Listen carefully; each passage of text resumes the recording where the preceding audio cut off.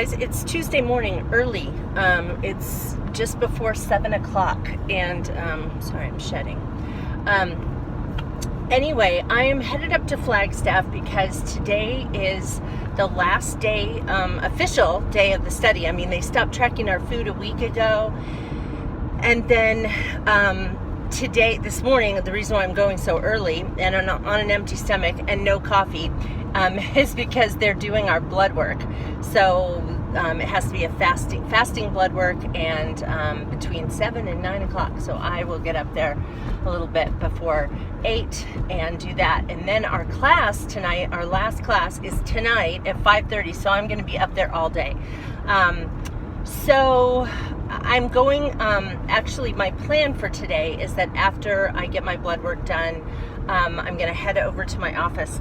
The light is always so weird when I'm on this road.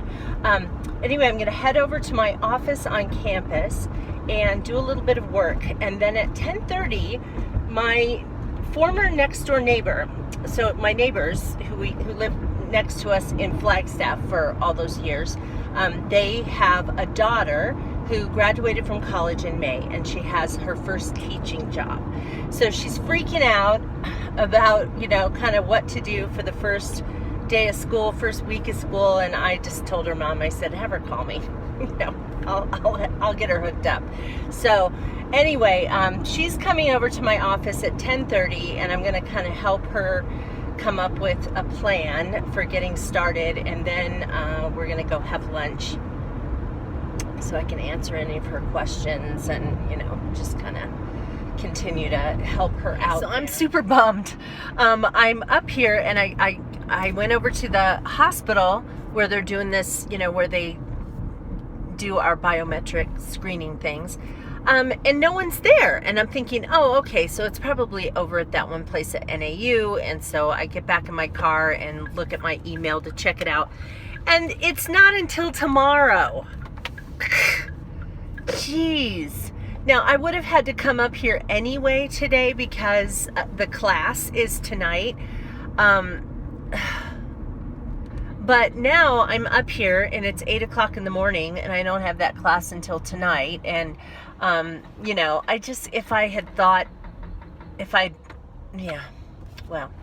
so anyway, I do have things to do today, so that's fine. The only difference is that I'm going to have to drive up here tomorrow morning just to get my blood drawn and then head back down the hill again. So that's kind of a bummer. Hey guys, I just left the meeting. It's 6:45 right now. They served us vegetable lo mein, which was very tasty. I'll be really excited to get the recipe for that.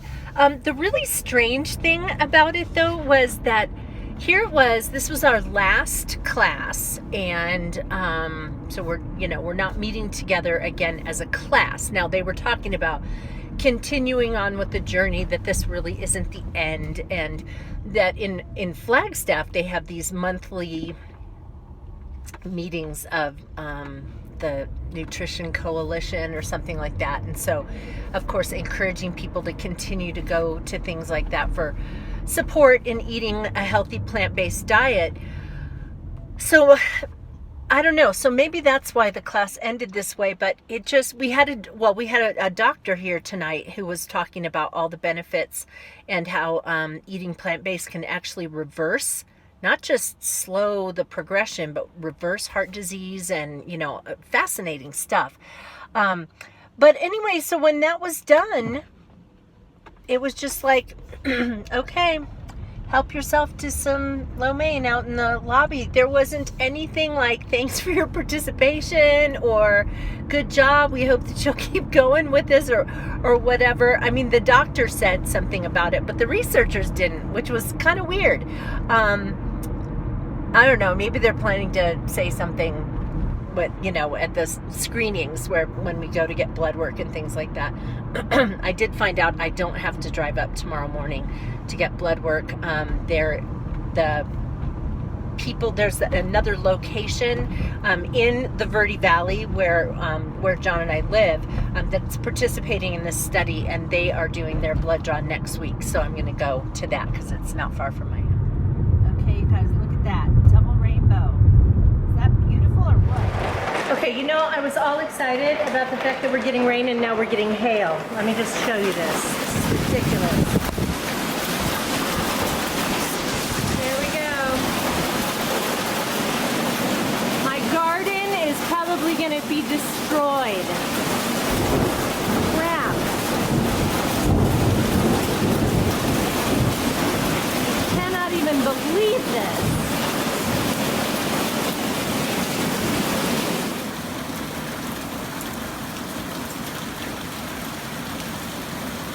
Okay, that lasted about, I don't know, 20 minutes, maybe 30. Let's go see what happened to my garden.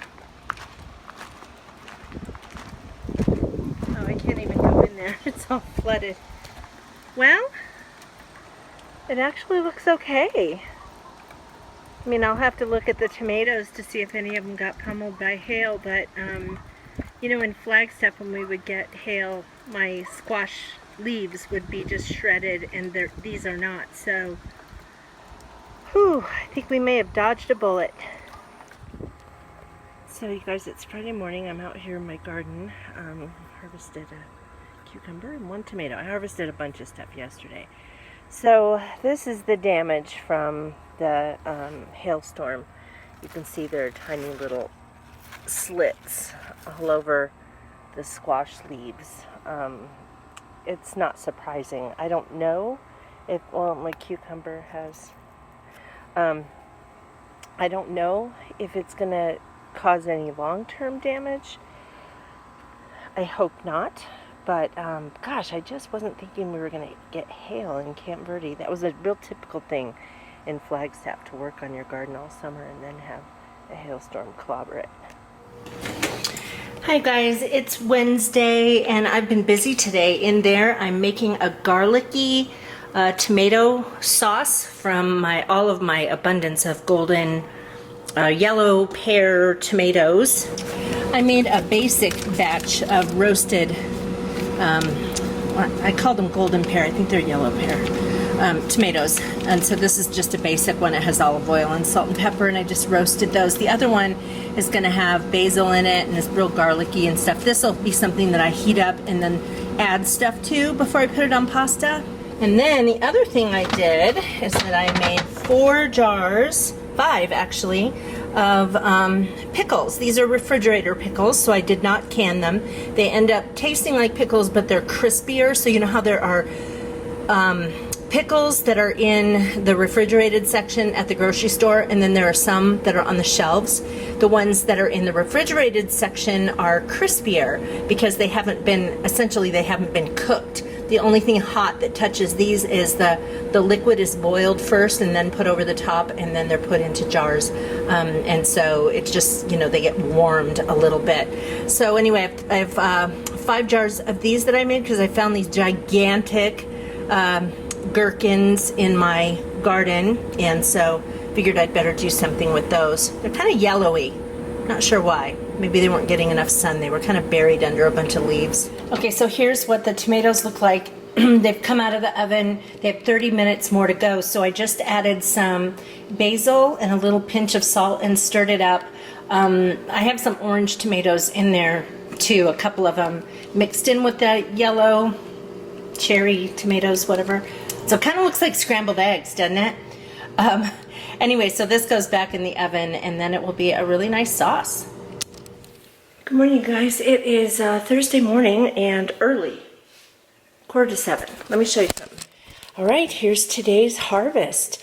My snap peas are starting to produce again, so I think it was just because it was too hot that they stopped. I'm getting a lot of these orange tomatoes from Flame, I think it's what it's called.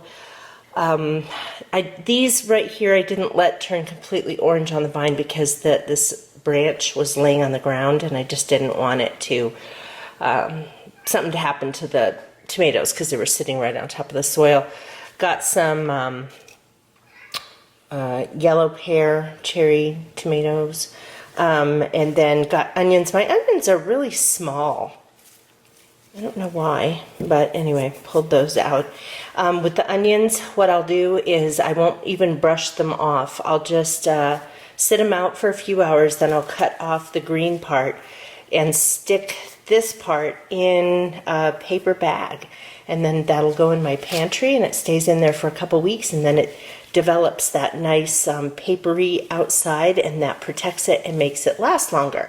So the reason you don't want to wash it or anything like that is you just don't want to risk nicking the outside. And I also imagine that there are just properties of whatever that are on the outside of the onion that help it to cure. So I'm going to do that. And then, believe it or not, there was a little pumpkin. This is a baby bear pumpkin. And I was reading, you know, like, when do you harvest them? Because I thought it wasn't supposed to really be ready until fall. It says if you stick your fingernail in and you push on it and it doesn't puncture, then it's, and the stem is solid, hard, then it's ready. So, I don't know. Anyway, these guys can be used as decoration. They can also be used in pies. I found a recipe for pumpkin pie pudding. And so I thought that I'll at least cut it open and try something like that to see if it actually is ripe. But there are, I don't know, I counted, Mary, stop. I counted 12 pumpkins yesterday, and then there are little tiny ones all over the place, so who knows if they'll get going. Hey guys, we are heading over to the annual Corn Fest in Camp Verde. So this is, Camp Verde doesn't have a ton of things that go on here, but this is one of their big deals. And so it probably will be just like a little fair with some little booths, and don't you think? Little craft booths, people are selling stuff, and then there will be roasted corn to buy, and also just a bunch of fresh uncooked corn that you can buy by the dozen, apparently. So we got some cash so we could do that. I thought it would not only be nice to have some corn to cook on the grill, but if I can take it off the cob, then I can can it, and it'll be nice fresh corn for later in the year. So anyway, this is our first time going to this event, and so we are hoping it's going to be fun. Okay, so this is definitely a small town event. This is like straight ahead is corn, little booths, as you can see. Okay. As you can see, I finished my roasted corn. This is amazing sweet corn. Okay, we bought 2 dozen ears of corn, fresh corn, and isn't that cute? It comes in a little corn bag. And there it all is. We're gonna eat part of it and can part of it. Okay, so we ended up being there for all of about 20 minutes. It was like the biggest dud of a thing. Maybe it'll be more action-packed tomorrow. Hey guys, it's Sunday afternoon, and look, this is just today's harvest. Just crazy. These right here, this is called a white tomato. It turns really, really pale yellow when it's ready. Anyway, I've got orange and red and these yellow pear and all that kind of stuff. What I have been doing, because this doesn't even count this, you guys, look. This is just today's. So what I have been doing with a lot of my tomatoes is cutting them open, taking out the guts, and then putting them in a Ziploc freezer bag, and just freezing them. And when I have enough, I already have 1 full freezer bag, and so when I have another 1 or 2, then I'm gonna go ahead and make pasta sauce and can it. So I have been outside, and it's 5 o'clock, and I've been outside. I was watering my garden. We haven't gotten any rain for the last few days. I'm a little hoarse. I was singing at church. Anyway, it's super humid outside today. I mean, for us, like 30% is a lot, and that's what it is, and that's even without rain. And so I just came in. I'm hot. And so I'm using this little fan that's hooked to my iPhone. Is that the coolest thing, you guys? Look at, and it's really strong. I mean, you can see. Blowing my hair. Seriously, I think I paid $6 for it on Amazon. Just look up iPhone fan or smartphone fan, because I think they might have them for other things besides iPhones. Anyway, this is so great. I keep it in my purse, but it's coming in really handy right now. I was wearing this necklace that I broke when I was out there, because I was watering and I felt something kind of scratchy on my collar, like it was a tag, and I thought, well, that's really strange. And I was wearing a necklace that was, you know, came down. It was my memory necklace, not for the dogs, but for my cats, Joe and Steve. And anyway, I kind of looked down to see what it was, and it was a Japanese beetle on my shirt, and so I went, ah, like that. And I ended up catching my hand on my necklace and it broke. So the charms are fine. I just need to put it on. Dinner tonight is out of a Martha Stewart cookbook. This is Everyday Food, Great Food Fast, and I am making a tomato and grilled bread salad, and it's got cucumber and basil, a little red wine vinegar, salt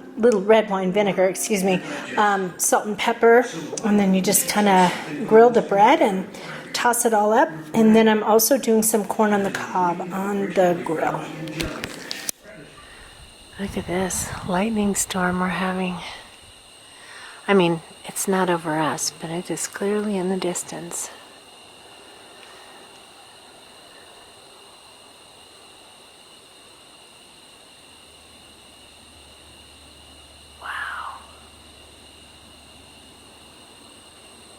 My camera's only picking up like half. Mine too. Wow. That's out over like Black Canyon City. Well, let's see. No, that's... Yeah. That would be like out towards Cordes Junction and Black Canyon City and... Wow. Whoa, did you see that one? That way over there is going out towards Payson. That's a big cell. It's huge. Is that Ed's goat? I don't know.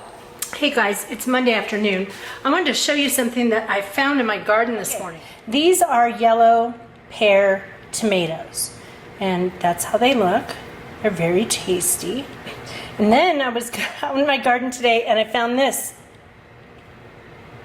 Is that the most bizarre thing? It's like 3 yellow pear tomatoes that all grew together. How in the world does that happen? I finished a freelance project today. I'm so excited about that. I have a little bit of work to do with some revisions on it, but finished it, and yay. I don't have another project due until September, and I don't know when they'll send me this stuff to get started on it. And so, yeah, I think I'll have probably a couple weeks of a break, which will be nice. So I did that, and I kind of started in today. I'm sorry, I'm cooking something right now. On starting a new kind of schedule for myself. Just every so often, I kind of need to shake things up and get myself motivated to just do the things that I like to do and like to have done around my house, like having my bed made and stuff like that. And so, so anyway, I'll probably do a video on how I'm doing this kind of daily scheduling sort of a thing. But this is dinner tonight. It is Israeli couscous. That is, let's see, what else is in there? Parsley, mint, green onions. I used chives because I didn't have any green onions. But I grow chives. Diced cherry tomatoes, hemp hearts, which are like the seed of a hemp plant. And then there's a dressing that has 2 tablespoons of olive oil, 2 tablespoons of lemon juice, a teaspoon of red wine vinegar, and a teaspoon of maple syrup. And so it does not taste sweet, but it doesn't taste super tangy either. So anyway, it tastes really yummy. Good morning. It is, what day is it? Tuesday. And I'm out on the first walk I've taken in a while. It's been so hot, you know. And it was 74 when I left the house. kind of humid, but I figured I would get out for at least a few miles just to get this started again. I finished a freelance project yesterday, so I don't feel under the gun to spend all my time doing that. So I figured this is a good time to get started. I was walking down the street, and it's funny because it's only about maybe 6:45 right now. But there's all this activity going on my street. So most of the people on my street are retired. So anyway, I was talking to a couple of my neighbors and then noticed that there were 6 chickens out in the road. And one of my neighbors walks past, or drives past, said that his next door neighbor called to find out if the chickens were his. And then they were not. When I saw them, I immediately knew whose they were. Pretty sure anyway. Gosh, sorry about that. So it's some friends of ours, the ones we went over to their house for barbecue on July 4th. So I sent her a text and said, I think your chickens are out. So next thing I know, 2 of my other neighbors are rounding the chickens up, and they figured that they were my friends too. And so they rounded the chickens up and put them in her yard and closed the gate. So I had texted my neighbor and told her, I said, I think your chickens are out. So she works in Sedona, so I think she had already left. So she sent me a text back and she said, oh my gosh, I think those might be ours. And she described them all, and I said, yeah, it sounds about right. And I said, well, they're back in your yard, or if they're not yours, then you have 6 more chickens. Pretty. There's a ranch over there. They have a bunch of cattle. But just looking at that ranch house from here, and then the strip of green that you can see there, that means the river is running right through there. And then there's a bunch of pasture in front of that house. So pretty, the mountains in the back. Hi guys, it's about 20 minutes after 12. I'm having a very productive day. I'm following that, that kind of daily checklist kind of a thing, which is helping to make me quite productive. I'm heading over to the grocery store now, not to get a ton of stuff, but just little things here and there that I need for making meals. I'm kind of excited because now that I'm not doing that study anymore, I'm not, throwing in the towel on plant-based eating, but there are a few things that I'm going to make that add in some, cheese kind of as a garnish, and so I'm kind of excited about that. There's this one tomato dill pasta that has some feta cheese in it that it's so nice for in the summer. You cook the pasta and then nothing else is cooked. You just throw it into a bowl and then throw the warm pasta on top of it, and it sort of melts the cheese and stuff like that. Yeah, so just little things like that. One of my viewers mentioned that she eats like a flexitarian, and that is a term out there, and it's used for somebody who, it seems to be a term that is used for people who are trying not to eat tons of meat and dairy. They're trying to eat plant-based, but on occasion they'll have some, and so that's kind of what I'm doing. But my plan really is to at home have plant-based meals most of the time, and and then try to eliminate dairy and meat, and when I have it more as a garnish than meat on the side kind of a thing. So take a look at this sky, some clouds, a lot of blue, and then watch as I turn around. Ooh, looks like we got a storm a brewing. So I turned my camera around here. I wanted to show you. I love this about Arizona is that there's clouds in the sky. Okay, we're gonna get blocked by trees. There's clouds in the sky, but the sky's blue, and it is almost always blue and like 1,000,000 miles high.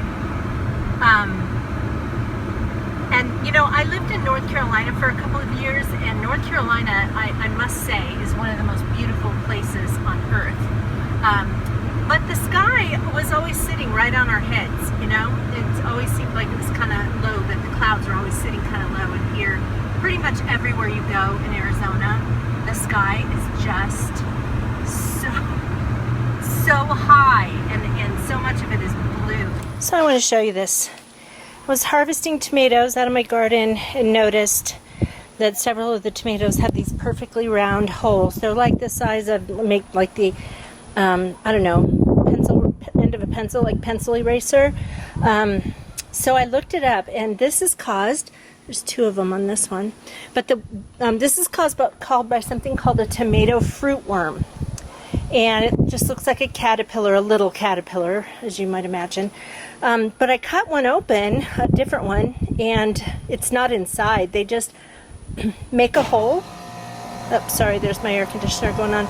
They just make a hole, and then they move on to another tomato and ruin that. So I looked up what to do, and an organic solution to this problem is this stuff called BT. It's capital B, lowercase t, and it's got a big long scientific name, and it's really cool. It's a cool kind of a pest control thing because it's not toxic to humans.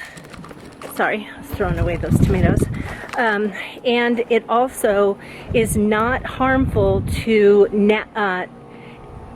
insects that are that attack pests. So like a lacewing insect, it won't hurt them. It won't hurt a ladybug.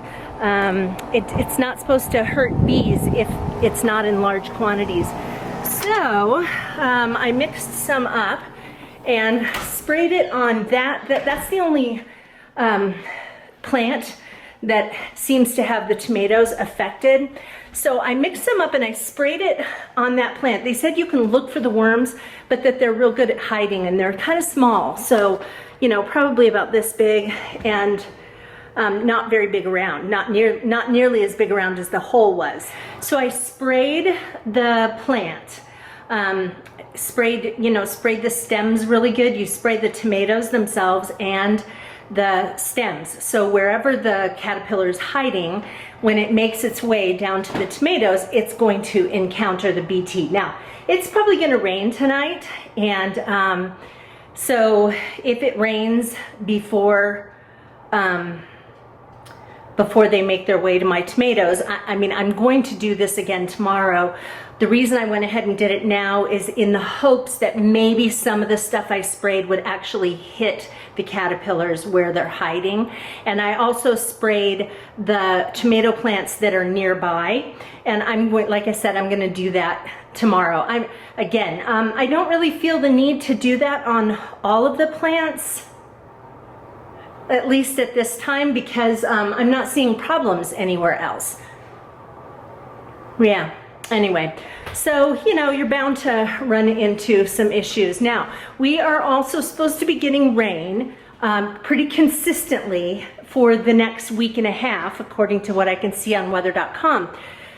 And if it stays in the forecast, then what I'm going to do is I'm going to start spraying this stuff that's like copper something or other. And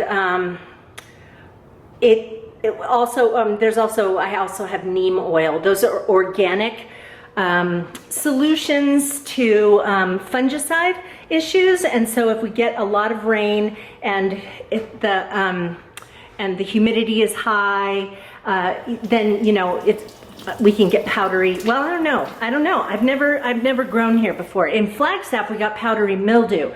So by the end of every summer, my squash plants, not my tomato plants, but my squash plants, were just completely overtaken by powdery mildew. I'm thinking we might have a little bit of a different situation here, simply because I'm laughing at the kitties. It's Chad's birthday today, by the way. He's 1 year old today. He's no longer a kitten, he's a teenager. So I don't know. I don't know if it's warm enough here that the leaves and everything dry out, and then so they don't get powdery mildew when I mentioned it. to people around here when I said something about my experience and, oh yeah, and then we get powdery mildew, people didn't go, oh yeah, I've gotten that too. They didn't seem to necessarily know what I was talking about. So maybe that's not an issue here. Like I said, this is all new to me, as you guys know, this being my first gardening season here in this house. Let's show you what came in the mail today. This is a book called Fresh Eggs Daily. There's actually a blog called Fresh Eggs Daily, and this lady, Lisa Steele, is a chicken farmer. And so we're going to raise chickens in 2018 after I retire. And so I thought I would get this little book and just learn a little bit more about it. Look at it, sweating. It's really humid out there. What does it say? 43% humidity. That's high for us. Like 30 is high for us. So, but if we don't get rain, it looks like it's raining in some places in Camp Verde, but hopefully we'll get some here. And hopefully, though, the BT will work on those caterpillars.